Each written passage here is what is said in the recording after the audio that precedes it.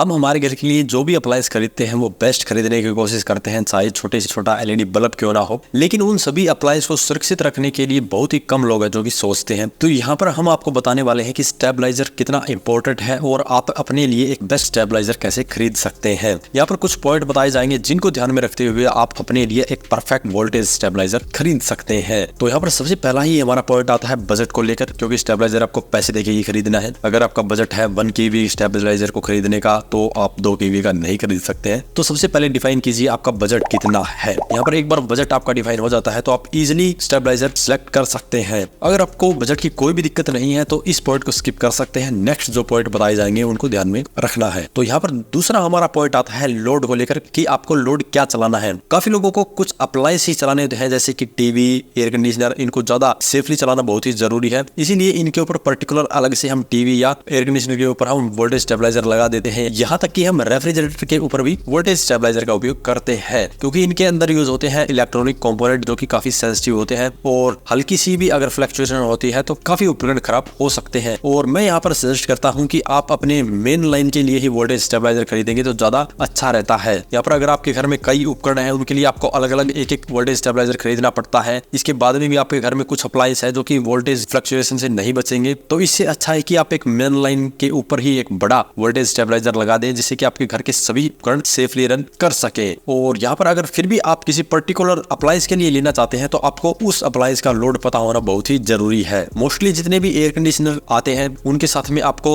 Voltage stabiliser दे दिया जाता है। तो यहाँ पर दुकानदार या फिर ऑनलाइन भी आप पता कर सकते हैं कि कितने टन के लिए कौन सा वोल्टेज स्टेबलाइजर बेस्ट रहता है। और यहाँ पर लोड के लिए स्टेबलाइजर लेने से पहले एक और बात का विशेष ध्यान रखना है कि जो आपका लोड चलता है वो वोल्ट के अंदर चलता है और जो आपके वोल्टेज स्टेबलाइजर आते हैं वो वी कैपेसिटी के अंदर आते हैं। जैसे हमारे घर में इन्वर्टर आता है वो भी वी कैपेसिटी में आता है और जो लोड चलाते हैं वो वोल्ट में चलाते हैं। तो यहाँ पर आपको कंफ्यूज होने की जरूरत नहीं है। अगर आप 2 किलोवाट का लोड चलाना चाहते हैं तो कम से कम 3 kVA का आपको वोल्टेज स्टेबलाइजर लेना होगा, क्योंकि 3 kVA का वोल्टेज स्टेबलाइजर लगभग 2.5 किलोवाट के अराउंड लोड चला सकता है। तो सेफ साइड रखने के लिए जितनी कैपेसिटी के वोल्टेज स्टेबलाइजर की जरूरत है उससे 20 से 30% एक्स्ट्रा कैपेसिटी का ही वोल्टेज स्टेबलाइजर खरीदेंगे तो ज्यादा अच्छा रहेगा। इसी कंफ्यूजन के चलते गलत वोल्टेज स्टेबलाइजर खरीद लेते हैं, उनको नहीं पता होता कि केवी और वोल्ट में कितना अंतर होता है। तो यहाँ पर मोस्टली जितने भी वोल्टेज स्टेबलाइजर है उनके अंदर ट्रांसफार्मर का यूज होता है। ट्रांसफार्मर की एक पर्टिकुलर इफिशियंसी होती है। मोस्टली जितने भी वोल्टेज स्टेबलाइजर है वो 0.8 पावर फैक्टर के साथ में आते हैं, यानी कि 1 kVA का वोल्टेज स्टेबलाइजर के ऊपर आप लगभग 700 से 800 वोल्ट के अराउंड लोड चला सकते हैं और ये उसकी फुल कैपेसिटी है। यहाँ पर 1 kVA के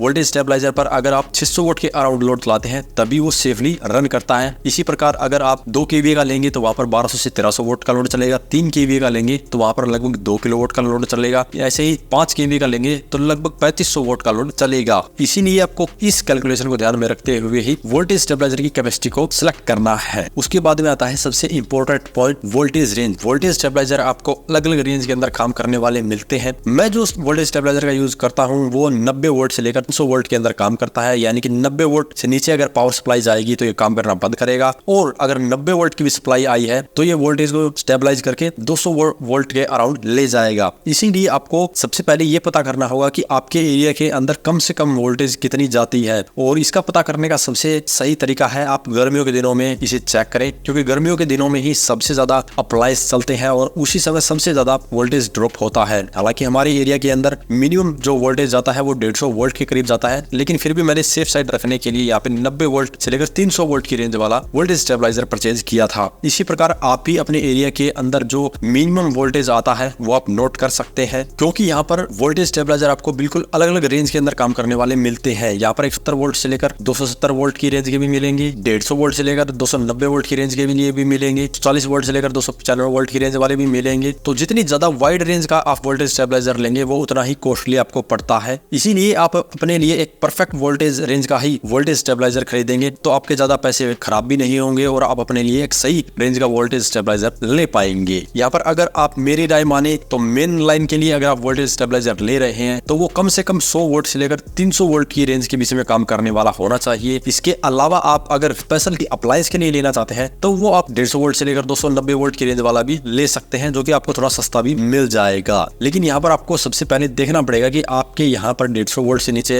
इलेक्ट्रिसिटी आती है या नहीं। इसके बाद में आता है अहम पॉइंट, वाइंडिंग को लेकर। वोल्टेज स्टेबलाइजर के अंदर सबसे अहम कंपोनेंट ही ट्रांसफार्मर होता है और वो आपको 2 अलग अलग वाइंडिंग के अंदर देखने को मिलता है एल्यूमिनियम वाइंडिंग, कॉपर वाइंडिंग। सस्ता वोल्टेज स्टेबलाइजर लेंगे तो उसमें आपको एल्यूमिनियम वाइंडिंग वाला ही ट्रांसफार्मर मिलता है। इसकी लाइफ तो काफी कम होती है, साथ में एफिशिएंसी भी कम होती है। यानी कि जो मैंने पहले आपको बताया था कि 0.8 पावर फैक्टर के साथ में स्टेबलाइजर आते हैं, तो एल्यूमिनियम वाइंडिंग वाला उतने पावर फैक्टर के साथ में नहीं मिलेगा, उसका पावर फैक्टर और भी कम हो जाता है और एल्यूमिनियम वाइंडिंग वाले वोल्टेज स्टेबलाइजर जल्दी खराब भी हो जाते हैं। तो जहां तक संभव हो कॉपर वाइंडिंग वाला ही वोल्टेज स्टेबलाइजर लेने की कोशिश करें। तो ये तो कुछ पॉइंट थे जिनको आपको सबसे पहले ध्यान में रखना है। इसके बाद में बात करते हैं कुछ फीचर की, क्योंकि फीचर ऑप्शनल होते हैं, किसी को जरूरत होती है किसी को नहीं होती है, और फीचर बढ़ने पर वोल्टेज स्टेबलाइजर का प्राइस भी बढ़ता है। तो अगर वो आपके बजट से बाहर जाता है तो आप बिना फीचर वाला भी ले सकते हैं, लेकिन यहाँ पर मैं आपको अलग अलग फीचर बता देता हूँ। सबसे पहले आपको देखना होगा डिजिटल डिस्प्ले वाला वोल्टेज स्टेबलाइजर, क्योंकि यहाँ पर मार्केट के अंदर पहले जितने भी वोल्टेज स्टेबलाइजर आते थे वो एनालॉग मीटर के साथ में आते थे, जिसमें आपको बिल्कुल एक्यूरेट जो पैरामीटर वो नहीं दिखते थे। लेकिन डिजिटल डिस्प्ले आने के बाद में आपको एक एक वोल्टेज का वहां पे आपको पता चलता है कितनी वोल्टेज इनपुट की आ रही है, कितनी आउटपुट जा रही है। दूसरा आता है ऑटो कट ऑफ वाला, यानी कितनी भी वोल्टेज स्टेबलाइजर की रेंज है उस रेंज से बाहर जाने पर वो वोल्टेज अपने आप सप्लाई को कट कर दे, ऐसा वोल्टेज स्टेबलाइजर आपको लेना चाहिए। इससे अगला फीचर आता है वॉल माउंटेबल वोल्टेज स्टेबलाइजर। यहाँ पर अगर आप स्पेस बचाना चाहते हैं तो ऐसा वोल्टेज स्टेबलाइजर खरीदें जो कि दीवार के ऊपर आसानी से लग जाए, और मेरे पास भी ऐसा ही वोल्टेज स्टेबलाइजर है, और मोस्टली ऐसे ही स्टेबलाइजर मार्केट के अंदर आते हैं जिन्हें आप इजीली दीवार के ऊपर लगा सकते हैं। और इससे अगला फीचर है प्रोटेक्शन का लेके। वोल्टेज स्टेबलाइजर के अंदर आपको शॉर्ट सर्किट, ओवरलोड जैसी प्रोटेक्शन मिलना बहुत ही जरूरी है, जिससे कि आपके अप्लायंस ज्यादा सेफली रन कर पाए। क्योंकि कभी भी अगर लाइन के अंदर शॉर्ट सर्किट होता है या ओवरलोड जैसी दिक्कत आती है तो आपका वोल्टेज स्टेबलाइजर के अंदर ये प्रोटेक्शन होना बहुत ही जरूरी है। तो इन तमाम पॉइंट्स और फीचर को ध्यान में रखते हुए ही आपको अपने लिए एक परफेक्ट वोल्टेज स्टेबलाइजर लेना है। अब बात करें इनके अलावा आपको देखना पड़ता है ब्रांड और सर्विस और वारंटी को। यहाँ पर जितने भी वोल्टेज स्टेबलाइजर आते हैं वो 2 से 3 साल की वारंटी के साथ में ही आते हैं। तो यहाँ पर आपको ऐसी ब्रांड की वोल्टेज स्टेबलाइजर का चुनाव करना है जो कि आपको ज्यादा से ज्यादा वारंटी प्रोवाइड करे। दूसरा, आपको ऐसा ही वोल्टेज स्टेबलाइजर चाहिए जिसकी सर्विस आपके एरिया के अंदर मिलती हो। हालांकि वोल्टेज स्टेबलाइजर के अंदर दिक्कत आने के चांस तो बहुत कम होते हैं, लेकिन फिर भी ऐसी ही ब्रांड का चुनाव करें जो आपके एरिया के अंदर अच्छी सर्विस प्रोवाइड करती हो। यहाँ पर हम किसी ब्रांड का प्रमोशन नहीं कर रहे हैं, इसीलिए आपको खुद से ब्रांड अपने लिए चूज करना है। आप एक बार ब्रांड और कैपेसिटी को चूज करने के बाद में ऑनलाइन उस वोल्टेज स्टेबलाइजर का रिव्यू चेक करें, प्राइस चेक करें, उसी वोल्टेज स्टेबलाइजर को लोकल मार्केट में जाकर चेक करें, और वहां पर भी आप प्राइस को बार्गेन करके कम करवा सकते हैं। तो जो वोल्टेज स्टेबलाइजर आपको ऑनलाइन या ऑफलाइन सस्ता मिलता है वो आप ले सकते हैं, लेकिन सस्ते के चक्कर में जो हमने पॉइंट बताए हैं वो मत भूल जाना, उनको ध्यान में रख के ही वोल्टेज स्टेबलाइजर का चुनाव करना है। तो ये पॉइंट थे हमारे वोल्टेज स्टेबलाइजर के लिए। लेकिन इसके अलावा भी काफी लोगों का ये सवाल रहता है कि वोल्टेज स्टेबलाइजर लगाने के बाद में क्या बिजली का बिल बढ़ जाता है। तो